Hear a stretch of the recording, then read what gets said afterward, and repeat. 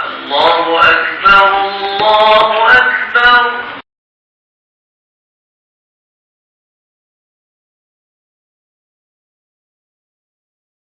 لا إله إلا الله محمد رسول الله صلى الله عليه وسلم.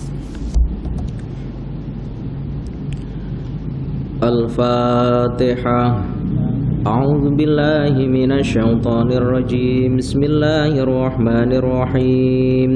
الحمد لله رب العالمين الرحمن الرحيم مالك يوم الدين إياك نعبد وإياك نستعين اهدنا الصراط المستقيم صراط الذين أنعمت عليهم غير المغضوب عليهم ولا الضالين آمين يا رب العالمين.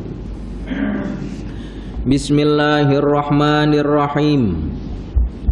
Assalamualaikum warahmatullahi wabarakatuh.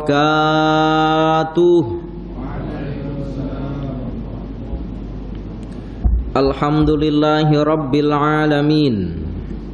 Wassalatu wassalamu ala sayyidina Muhammadin sallallahu alaihi wasallam wa ala alihi wa sahbihi ajma'in. Amma ba'du. Hadirin jamaah muslimin wal muslimat rahimakumullah. Alhamdulillah, puji syukur kita kehadirat Allah, yang mana Allah masih memberikan nikmat dan kesempatan kepada kita, sehingga dengan nikmat dan kesempatan yang oleh Allah berikan kepada kita, kita boleh hadir di dalam masjid yang sekarang kita duduk di dalamnya, yang tidak lain adalah lissolati, laksanakan ibadah solat yang tentunya kita kerjakan dengan cara berjamaah. Semoga masjid yang sekarang kita duduk di dalamnya ini akan menjadi saksi di akhirat kelak bahwa kita nanti termasuk golongan orang-orang yang soleh dan solehah. Amin ya rabbal alamin. Para jamaah yang dirahmati oleh Allah, selepas pada pertemuan minggu yang lepas kita telah membahas perihal tentang 6 perkara, yang mana 6 perkara itu hendak ditakuti oleh seorang mukmin.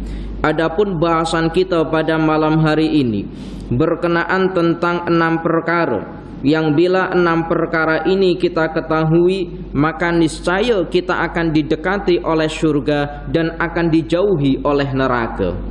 Sebagaimana diterangkan dalam kitab Nasaihul Ibad yang ditulis oleh Syekh Nawawi Al-Bantani. Beliau mengutip daripada perkataan Sayyidina Ali bahwa man jama'a sittata khisalin lam yada' lil jannati matlaban wala 'anin nari mahroban. Siapa yang mengetahui akan 6 perkara ini, maka dia akan didekati oleh surga dan dia akan dijauhi oleh neraka.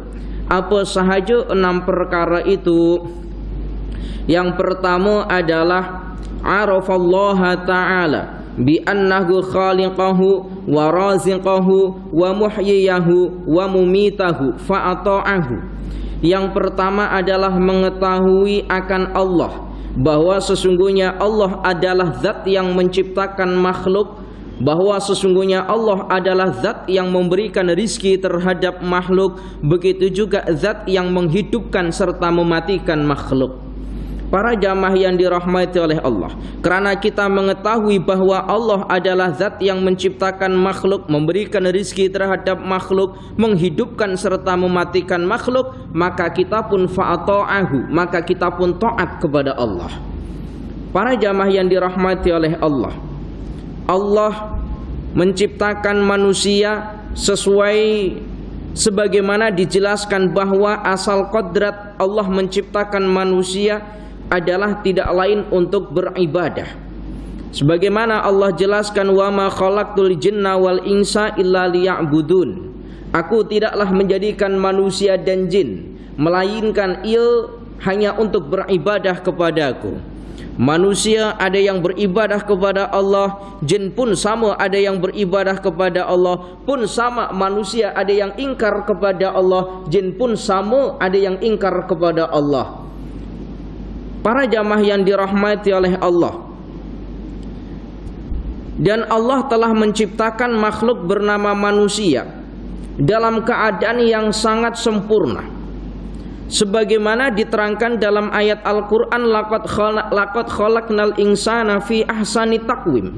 Sungguh aku telah menciptakan manusia dalam keadaan sempurna. Kemudian di dalam kitab tafsir Jalalain dijelaskan yang dimaksud dengan sempurna ini adalah fi surati, di dalam bentuknya.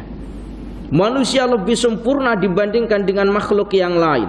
Allah ciptakan kita 2 kaki, berbeda dengan hewan yang oleh Allah ciptakan ada 4 kaki. Coba bayangkan kalau manusia itu ciptakan 4 kaki kepada kita, alangkah tak moleknya manusia itu. Allah ciptakan 2 kaki adil, yang kanan jalan dulu, kemudian berganti yang kiri, kanan kiri. Coba bayangkan kalau Allah ciptakan kita 2 kaki kita berjalan secara bersamaan, lompat-lompat semacam itu. Malam-malam kita takut, oh ini manusia kepocong ke? Takut kita. Subhanallah sempurnanya manusia itu. Allah ciptakan kita ada 2 tangan, kanan kiri, adil. Sesuatu yang molek kita gunakan tangan yang kanan, makan minum kita gunakan tangan yang kanan, sementara yang kiri kita gunakan untuk sesuatu yang kotor-kotor. Meskipun yang kiri kita gunakan untuk sesuatu yang kotor-kotor, namun kebiasaan kita bila memakai perhiasan, kita akan hiasi tangan kita yang sebelah kiri, pakai cincin tangan sebelah kiri, pakai jam tangan pun sebelah kiri. Adil Allah itu.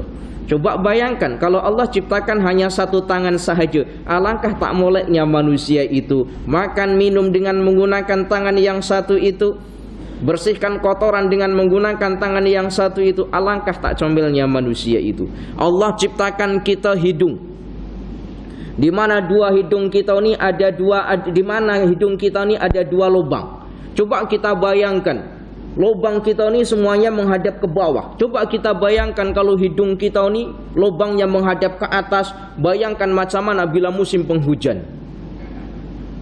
Wah, yuk gitu. Maka subhanallah, Allah ciptakan manusia dalam keadaan bentuk yang sempurna. Tetapi ingatlah bahwa kemudian di ayat selanjutnya Allah menjelaskan summa radatnahu asfala safilin. Kemudian Allah akan kembalikan dalam keadaan yang sehina-hinanya. Apa ini maksudnya? Para jamaah yang dirahmati oleh Allah, sempurna Allah ciptakan manusia, punya tubuh kuat, punya wajah yang handsome, yang laki, yang perempuan punya wajah yang comel. Namun kemudian summa radatnahu asfala safilin, Allah akan kembalikan dalam keadaan yang hina. Dulu kita kuat, lepas kuat kemudian kita lemah sebab tua kita. Dulu kita comel, tak lagi comel bila usia kita sudah 50 tahun ke atas. Tak ada handsome dah wajah kita bila sudah 60 tahun ke atas. Allah kembalikan kita dalam keadaan yang tak sempurna lagi. Para jamaah yang dirahmati oleh Allah, illal ladzina amanu wa amilus solihati falahum ajrun ghairu mamnun. Kecuali mereka-mereka meskipun dalam bentuk yang tidak ada kesempurnaan, yang dulu kuat, yang dulu handsome, yang dulu comel, meskipun dia sudah berubah yang dari dulunya comel kepada tidak comel, yang dulunya handsome menjadi tidak handsome, yang dulunya kuat sekarang tidak kuat, tetapi dia masih senantiasa beramal soleh, maka Allah akan terus catat pahalanya yang tidak pernah terputus. Maka para jamaah yang dirahmati oleh Allah, tidak ada istilah kepada kita berhenti beribadah kepada Allah. Sesibuk apapun kita, tidak ada istilah kita ini berhenti beribadah kepada Allah. Nanti Allah akan berhujah. Berhujah kepada siapa? Berhujah kepada orang-orang kaya yang beralasan tidak beribadah kepada Allah karena kayanya. Allah akan berhujah, wahai orang kaya, kenapa engkau selama hidup di dunia tidak beribadah kepadaku? Ya Allah, mana sempat aku beribadah kepadamu ya Allah. Aku sibuk dengan kayaku, aku sibuk dengan hartaku. Allah pun berhujah, apakah engkau tidak melihat Nabi Sulaiman?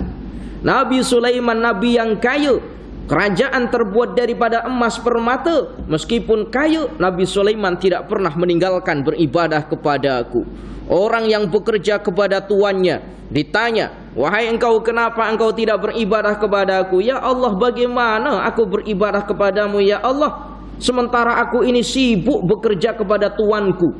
Lalu Allah pun berhujah, apakah engkau tidak melihat Nabi Yusuf?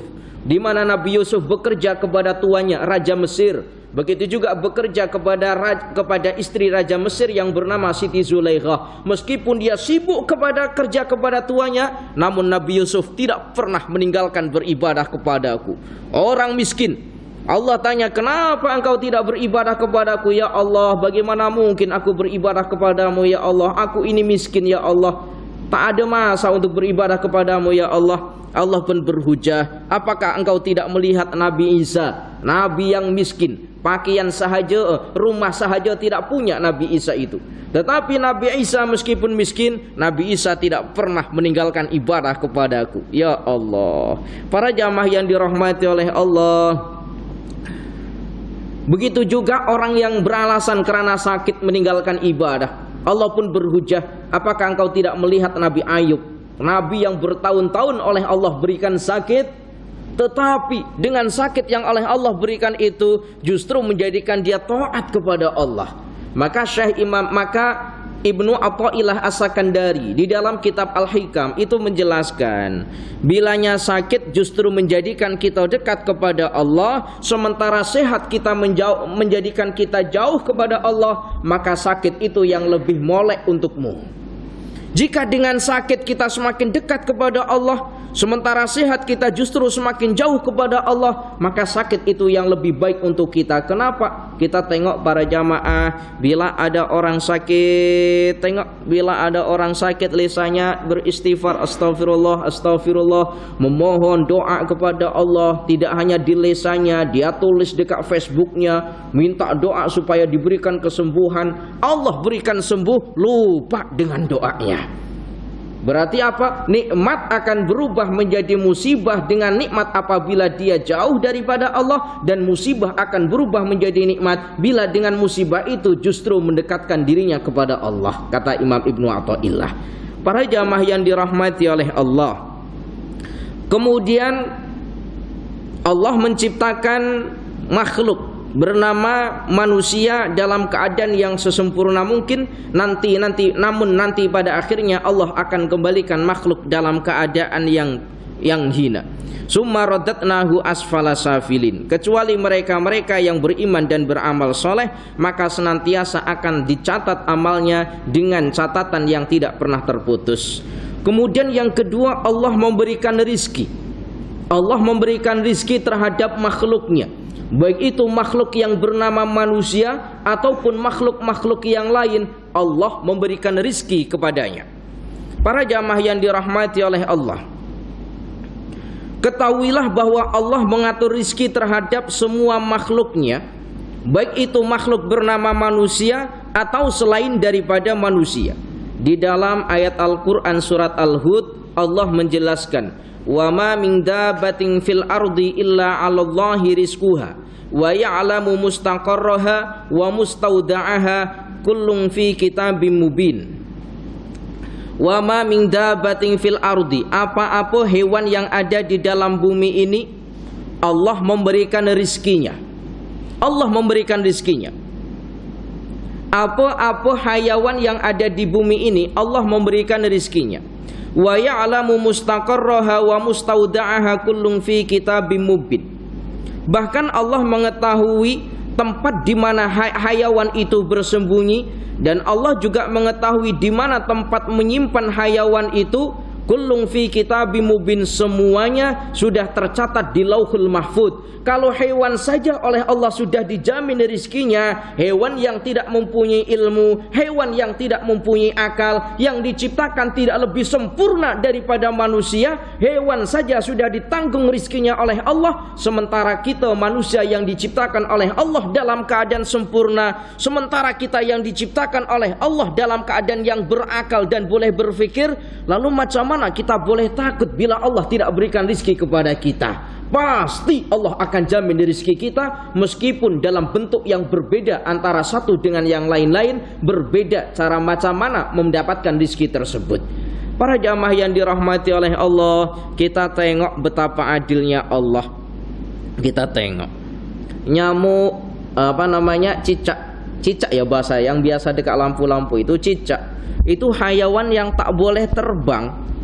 Tetapi siapa sangka rizki makannya itu berasal daripada hayawan yang boleh terbang. Coba bayangkan, hewan yang tak boleh terbang tetapi dia bolehkan rizki makannya daripada hayawan yang boleh terbang. Allah berikan kelebihan berupa lidah yang panjangnya. Para jamaah yang dirahmati oleh Allah, sementara kita Allah berikan akal, berikan pikiran, tapi kita masih takut bila Allah tak berikan rizki. Sementara tangan kita boleh gerakkan, kaki kita boleh langkahkan, mulut kita boleh berbicara, niscaya bila kita berusaha pasti akan datang rizki itu. Para jamaah yang dirahmati oleh Allah, perbedaan manusia dengan makhluk selain manusia, perbedaannya itu adalah pada akalnya. Hayawan punya kaki, manusia punya kaki. Hayawan punya mata, sama manusia juga punya mata. Semua yang ada dalam makhluk yang bernama hayawan juga ada pada manusia. Namun manusia, apa yang ada dalam manusia pun juga sama pada makhluk yang bernama hayawan. Cuman satu yang membedakan. Apa yang membedakan? Yang membedakan adalah akal. Yang membedakan adalah akal. Manusia ada nafsu, hewan pun ada nafsu. Tetapi hayawan ada nafsu, tidak ada akal. Sementara manusia ada nafsu tetapi dibekali dengan akal. Akhirnya boleh membedakan. Kalau hayawan tidak pandang apakah itu anak, apakah dia ibunya sendiri, ada nafsu, tetap dia melakukan perbuatan yang kayak gitu. Kalau manusia diberikan nafsu tapi ada akal, tapi masih tetap juga melakukan yang demikian, maka tidak ubahnya dia adalah sebagai hayawan. Maka para jamaah yang dirahmati oleh Allah, maka di dalam ilmu mantek itu ada istilah al-insanu kal hayawanin natiqi.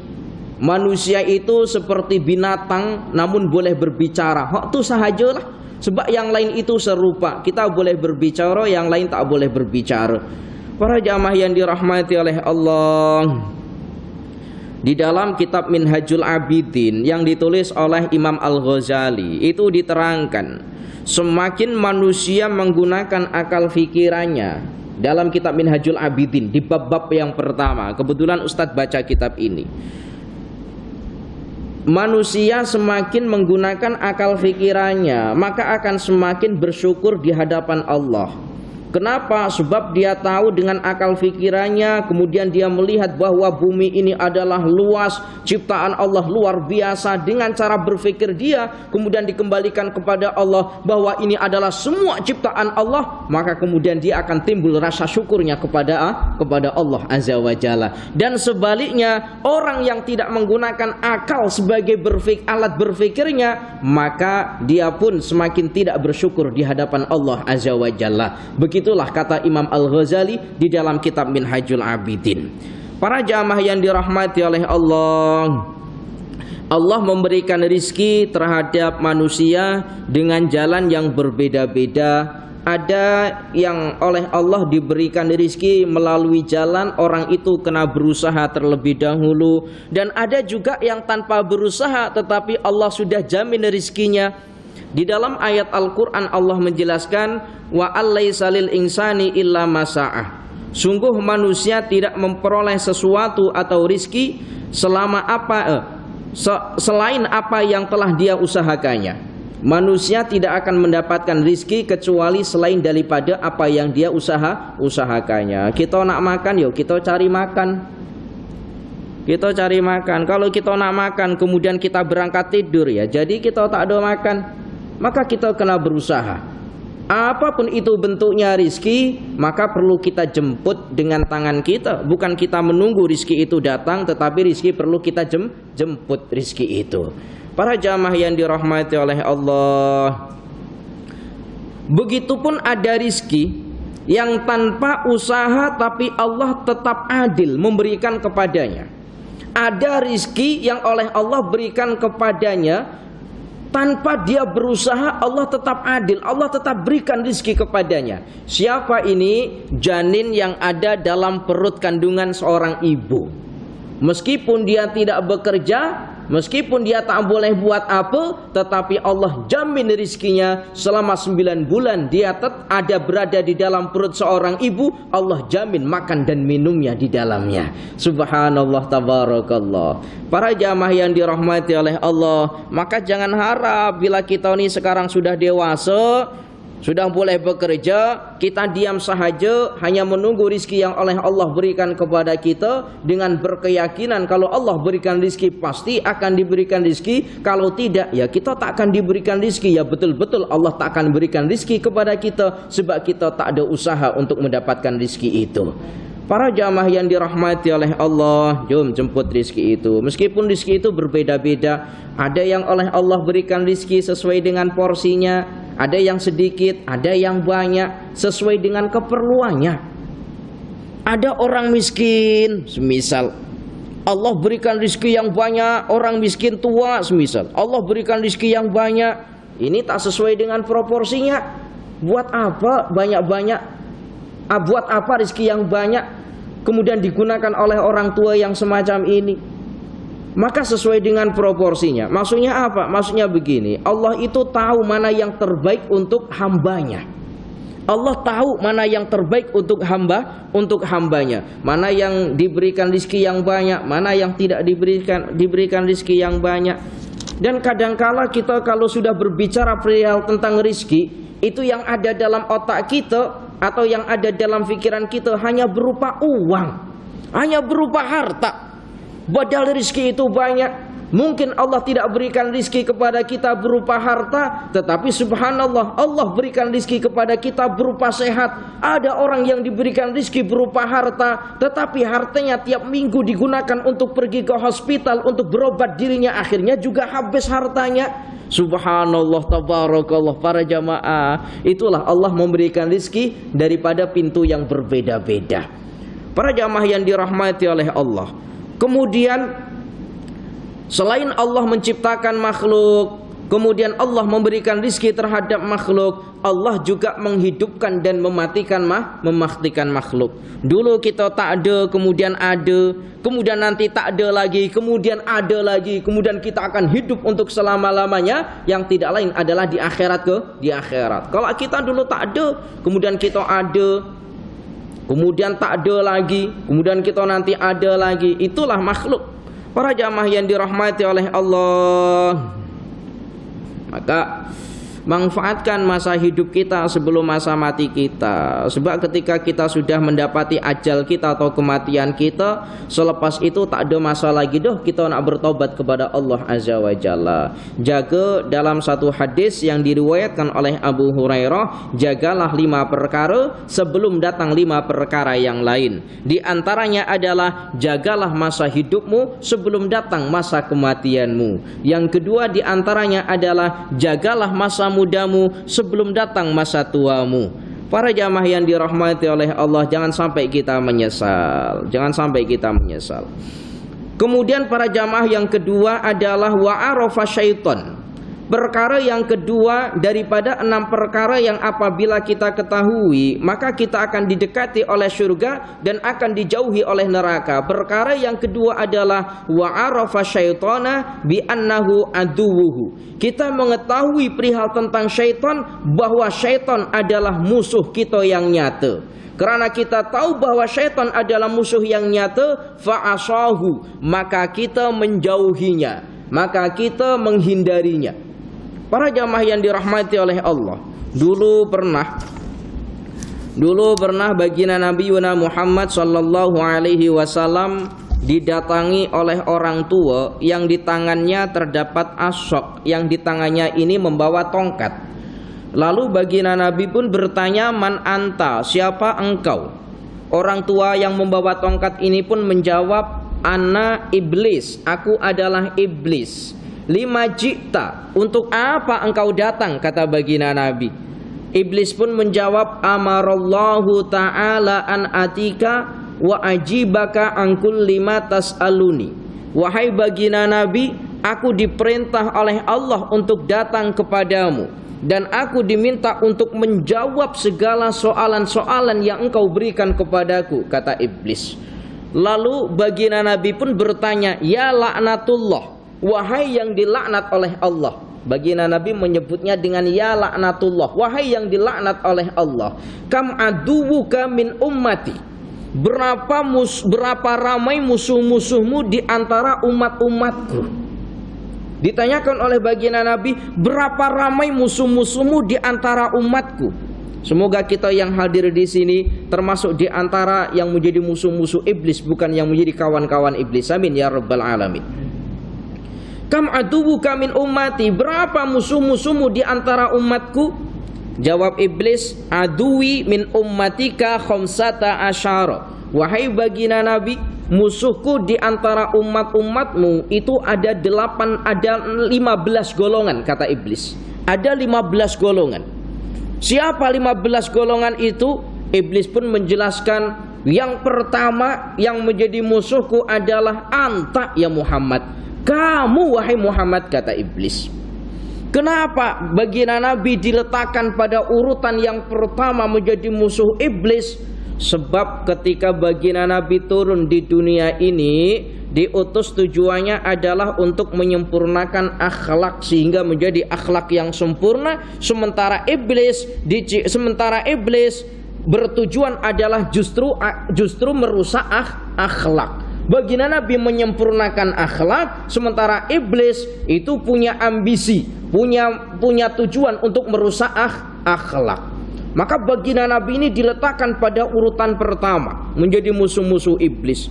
Para jamaah yang dirahmati oleh Allah subhanallah tabarakallah, baginda Nabi, ketika baginda Nabi membawa syariat agama yang dulu sebelum adanya baginda Nabi atau sebelum baginda Nabi mendapatkan risalah kenabian, ada kaum atau ada sekelompok orang yang orang itu dinamakan kaum jahiliyah.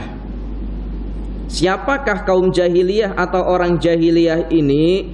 Orang-orang yang bodoh yang mempunyai tabiat-tabiat yang buruk yang tidak molek. Orang-orang yang mempunyai tabiat atau watak yang tidak molek. Apa sahaja tabiat atau watak yang tidak molek yang dimiliki oleh orang jahiliyah.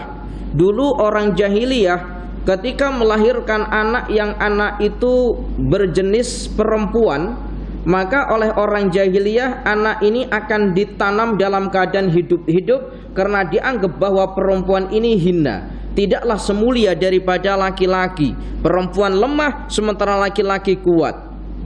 Laki-laki boleh bermanfaat lebih, sementara perempuan dianggap oleh orang jahiliyah tidaklah mempunyai kemanfaatan di dunia ini. Lahir anak perempuan ditanam dalam keadaan hidup-hidup. Wa na'udzubillah min dzalik. Tetapi selepas datangnya risalah baginda Nabi, yang dulu orang jahiliyah merendahkan perempuan, justru baginda Nabi memuliakan memuliakan perempuan. Dulu bila perempuan dalam keadaan haid atau dalam keadaan kotor, oleh orang jahiliyah akan diasingkan di tempat yang jauh karena dia dianggap kotor. Dulu orang jahiliyah seperti itu. Tetapi selepas nubuwah, selepas diangkatnya baginda Nabi, tabiat-tabiat orang jahiliyah oleh baginda Nabi hapuskan. Dulu orang jahiliyah merendahkan kaum perempuan, baginda Nabi memuliakan kaum perempuan. Di antara kata baginda Nabi, di antara perkara yang dimuliakan oleh baginda Nabi, di antara perempuan menjadi mulia, itu ada satu hadis yang mengatakan bahwa perempuan itu akan mudah masuk ke dalam surga dibandingkan dengan laki-laki. Perempuan akan mudah masuk ke dalam surga dibandingkan dengan laki-laki, tetapi dengan ketentuan bilanya perempuan itu senantiasa taat terhadap suaminya, kata baginda Nabi. Dan tidak ada satu hadis yang mengatakan laki-laki akan mudah masuk ke dalam surga dibandingkan dengan perempuan. Perempuan mudah akan masuk ke dalam surga, taat saja engkau kepada suamimu, niscaya engkau sudah dijamin masuk ke dalam surga. Maka dulu ada satu cerita, ada seorang perempuan yang dia tahu betul akan perintah baginda Nabi untuk taat kepada suaminya. Di saat suaminya pergi berpesan kepada istrinya, jangan engkau keluar rumah selagi aku belum datang, kata suaminya. Lama suaminya tak datang, sehari dua hari, istrinya pun tak keluar rumah, sehingga sampai-sampai orang tua daripada perempuan ini meninggal dunia. Dihabarkan kepada perempuan ini, wahai perempuan, orang tuamu meninggal dunia, datanglah untuk ziarah ke rumah orang tuamu. Kata perempuan ini, tidak, sebab suamiku tidak memberikan izin aku untuk keluar selagi suamiku tidak datang. Sampai ayahnya atau orang tuanya ini dimakamkan, perempuan atau anaknya ini pun tak datang karena tak ada izin daripada suaminya. Ketika suaminya datang, istrinya pun bercerita bahwa orang tuanya telah meninggal dunia dan aku tidak keluar rumah untuk mendatangi orang tuaku yang telah meninggal itu karena tak ada izin terhadap engkau, wahai suamiku. Lalu para jamaah yang dirahmati oleh Allah, suatu hari sang suami ini tidur bermimpi berjumpa dengan ayah perempuan tadi atau mertuanya tadi yang sudah meninggal dunia, berterima kasih telah mendidik atau membimbing istrinya atau anak perempuannya tadi menjadi perempuan yang soleh, sehingga sebab anaknya taat kepada suaminya menyebabkan orang tuanya yang sudah mati ini bahagia di alam kuburnya. Subhanallah, tabarakallah. Boleh difahami ya cerita ini ya.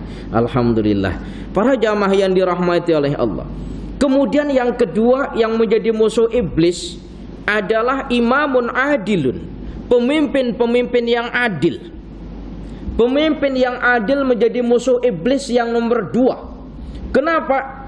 Sebab sejahteranya rakyat itu tergantung kepada pemimpin. Bila pemimpinnya tidak adil, maka hancurlah rakyat. Pemimpinnya tidak adil, alhasil apa? Kita menjalankan ibadah pun susah karena mendati pemimpin yang tidak adil. Kita tengok sekarang di India macam mana, para jamaah. Ya Allah, kita doakan kaum muslimin yang ada di India sana diperangi orang muslim. Diperangi orang muslim. Para jamaah yang dirahmati oleh Allah. Lalu siapakah pemimpin yang adil itu? Pemimpin yang adil diterangkan dalam satu kitab, dijelaskan alladzi yahkumu bainan nasi bil haqqi wa la yattabi'ul hawa. Pemimpin yang adil adalah pemimpin yang memberikan hukuman terhadap manusia dengan cara yang hak dan tidak didasari oleh hawa nafsu. Betul katakan benar, salah katakan salah. Pemimpin yang adil, tak kisah apakah itu yang salah anak ataupun istrinya. Bila dia salah katakan salah, bila betul katakan betul. Wah, ini sulit sekali. Bila kita tengok orang lain berbuat salah, mungkin cepat kita akan kasih hukuman. Tetapi bila yang salah itu adalah daripada keluarga kita sendiri, bingung kita nak kasih hukuman. Berarti kita bukan termasuk pemimpin yang adil. Para jamaah yang dirahmati oleh Allah, pernah Hasan Al-Basri suatu hari diangkat menjadi seorang pemimpin. Ketika Hasan Al-Basri diangkat menjadi seorang pemimpin, itu ucapan yang pertama kali disampaikan di hadapan ribuan rakyatnya itu kalimat inna lillahi wa inna ilaihi raji'un. Diangkat menjadi seorang pemimpin justru mengucapkan kalimat apa? Inna lillahi wa inna ilaihi raji'un. Dan kita tahu kalimat inna lillahi wa inna ilaihi raji'un adalah kalimat bila kita ucapkan bila pada saat itu kita terkena musibah, baru kita ucapkan kalimat inna lillahi wa inna ilaihi raji'un. Ditanya Hasan Al-Basri, wahai Hasan Al-Basri, kami angkat engkau menjadi seorang pemimpin, engkau mengucapkan kalimat inna lillahi wa inna ilaihi raji'un, apakah engkau anggap bahwa menjadi seorang pemimpin itu musibah? Apa jawab Hasan Al-Basri? Bukan. Saya takut bila nanti ketika saya menjadi seorang pemimpin kemudian tidak boleh adil, maka itulah musibah bagi seorang pemimpin. Maka aku ucapkan kalimat inna lillahi wa inna ilaihi raji'un. Zaman sekarang ada tak orang diangkat menjadi seorang pemimpin kemudian mengucapkan kalimat istirja atau inna lillahi wa inna ilaihi raji'un? Ada? Jawabnya tak ada, Ustaz. Yang ada diangkat menjadi seorang pemimpin justru mengucapkan kalimat apa? Alhamdulillah. Bulan depan boleh beli kereta baru. Apa nih maksudnya? Zaman sekarang, meskipun adalah pemimpin-pemimpin dan kita doakan Pemimpin-pemimpin kita itu semuanya menjadi pemimpin yang adil, sehingga rakyatnya boleh sejahtera, rakyatnya aman, terutama kita dalam menjalankan ibadah kita pun boleh tenang. Para jamaah yang dirahmati oleh Allah. Kemudian yang ketiga yang menjadi musuh iblis adalah ghaniyun mutawaddi'.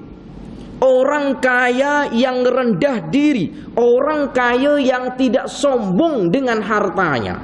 Ya Allah ya Karim, jangan pernah sombong dengan dunia kita para jamaah. Jangan pernah sombong. Apalagi dengan harta kita mengalahkan dunia, mengalahkan akhirat kita. Hati-hati. Seperti yang Ustadz seperti apa yang pernah saya sampaikan, orang yang memilih kehidupan dunia, maka di akhirat kelak Allah akan menghukum dengan 6 hukuman. 3 hukuman ada di dunia, 3 hukuman ada di akhirat. Ini sudah pernah saya jelaskan belum minggu lepas? Belum lagi? Tak ingat lagi. Saya ulangi sedikit lah, insya Allah pun tak ingat. Sudah saya jelaskan apa belum? Man arada dunya waqtaraha 'alal akhirati aqabahullahu bisitti 'uqubatin. Orang yang memilih kehidupan dunia dibandingkan dengan memilih kehidupan akhirat, lebih mengutamakan dunianya dibandingkan dengan kehidupan akhiratnya, Allah akan menghukum 6 hukuman. 3 hukuman ada di dunia, 3 hukuman ada di akhirat. Apa sahaja 3 hukuman ketika berada di dunia? Yang pertama, fa'amalun laisa lahu muntaha. Allah akan berikan hukuman berupa angan-angan yang panjang yang tidak pernah berkesudahan. Nak harta, tetapi tak pernah berkesudahan. Nak terus. Yang pertama. Yang kedua, Allah akan hukum wahirsun ghalibun laisa lahu qanaatun. Orang yang cinta dunia, Allah akan hukum berupa apa? Berupa diberikan sifat tamak ataupun rakus. Tomak atau rakus. Sudah diberikan harta, bila sudah diberikan harta, tak nak keluarkan harta itu untuk zakatnya, tak nak dikeluarkan untuk bina masjidnya, tak nak dikeluarkan untuk membantu jiran yang dalam kesusahannya, sebab tamak dengan hartanya. Kemudian yang ketiga adalah wa ukhida minhu halawatul ibadah. Allah akan mengambil daripadanya berupa manisnya ibadah. Macam mana dia nak merasakan manisnya ibadah bila setiap ibadah dia yang ada dalam otaknya adalah berupa harta dan harta. Takbir Allahu Akbar, yang dia ingat, ya Allah, keretaku saya tinggal kat luar, ya Allah. Macam mana nanti bila dicuri orang? Hilang rasa manisnya ibadah.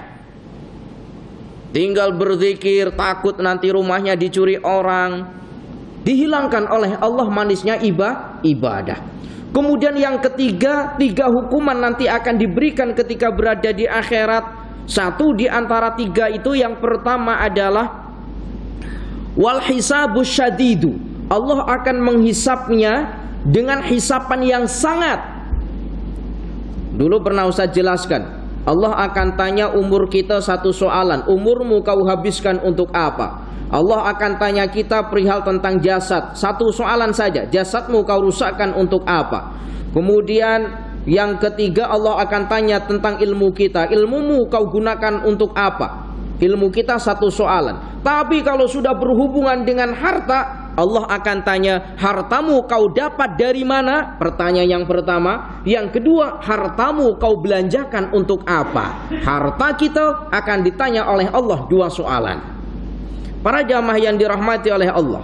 Kemudian yang kedua, Allah akan berikan hukuman ketika berada di akhirat. Yang kedua adalah Allah akan berikan ketakutan yang teramat takut ketika nanti pada hari kiamat. Takut kenapa? Sebab dalam otaknya yang ada adalah harta-harta. Takut bila hartanya ini rusak pada hari kiamat. Di saat benda yang ada di langit oleh Allah turunkan menimpa bumi, air yang ada di lautan oleh Allah tumpahkan di daratan. Ketika dia dibangkitkan daripada alam kubur, yang dia ingat hanya harta. Macam mana rumahku hancur, macam mana keretaku hancur. Allah akan berikan ketakutan yang lebih. Kemudian yang ketiga, ketika berada di akhirat kelak, Allah akan hukum berupa apa? Fahasratun tawilatun. Allah akan berikan penyesalan yang panjang kepadanya. Panjang penyesalan itu. Ya Allah, kembalikan aku di dunia ya Allah. Aku senantiasa beribadah kepada Engkau ya Allah. Terlambat kau nak beribadah kepada Allah, engkau nak taat kepada Allah. Sebab di akhirat bukan kesempatan kita untuk taat kepada Allah. Di akhirat kelak adalah kesempatan kita untuk dihisap oleh Allah. Para jamaah yang dirahmati oleh Allah. Kemudian para jamaah yang dirahmati oleh Allah, untuk yang keempat yang terakhir, untuk yang keempat yang menjadi musuh iblis adalah tajirun shadikun, orang yang berniaga yang jujur. Ini menjadi musuh iblis. Berniaga jujur. Molek katakan molek, buruk katakan buruk. Jangan yang molek diletakkan di atas, yang buruk diletakkan di bawah. Bila orang beli tak tengok yang tengah, tak tengok yang bawah, dia tengok yang atas molek. Akhirnya dia beli sampai rumah tengok ternyata yang bawah buruk. Kecewa akhirnya. Maka para jamaah yang dirahmati oleh Allah, dulu ketika baginda Nabi Muhammad sallallahu alaihi wasallam, ketika baginda Nabi berniaga, baginda Nabi memberikan contoh. Ketika ada orang menawar barang yang dijual oleh baginda Nabi, ya Muhammad, berapa benda ini engkau jual? Maka baginda Nabi pun menjawab, wahai engkau pembeli, aku belinya benda ini adalah 3 ringgit contoh. Aku belinya adalah 3 ringgit. Silahkan engkau nak beli dengan harga berapapun terserah engkau, asalkan engkau berikan aku keuntungan. Yang namanya orang berniaga pasti tak nak merugi. Aku belinya 3 ringgit, silahkan kau beli dengan harga berapapun, asalkan kau berikan keuntungan kepadaku. Subhanallah, tabarakallah. Jangan harga 3 ringgit kita belinya, kemudian kita cakapnya 4 ringgit. Kadzib, bohong kita. Macam mana kalau ada orang jual beli dengan disertai berbohong semacam itu, maka akad jual belinya adalah fasad, rusak, tidak sah, karena terdapat kadzib ataupun bohong. Para jamaah yang dirahmati oleh Allah, itu adalah 5 di antara musuh-musuh iblis. Ada 10 lagi musuh-musuh iblis. Insyaallah akan kita lanjutkan pada pertemuan minggu yang akan datang insyaallah. Al-afu minkum ihdinas siratal mustaqim. Mohon maaf apabila ada kesalahan. Assalamualaikum warahmatullahi wabarakatuh.